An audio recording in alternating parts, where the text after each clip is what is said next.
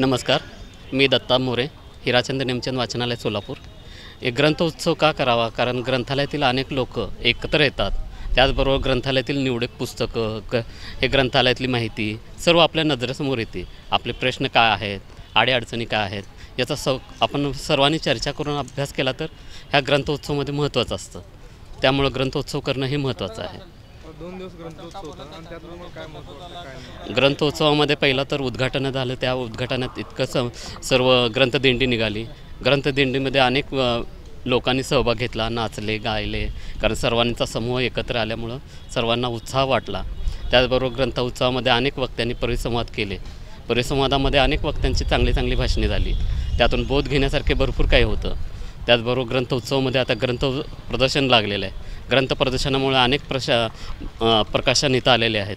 त्या प्रकाशनं आपण स्वतःहून तिथं जाता येत नाही, पण आपल्याला एकत्र ह्या सोलापुरात ग्रंथोत्सवामध्ये मिळतात. त्यामुळे आपल्याला ग्रंथ घेण्यासही उपयोग पडतो.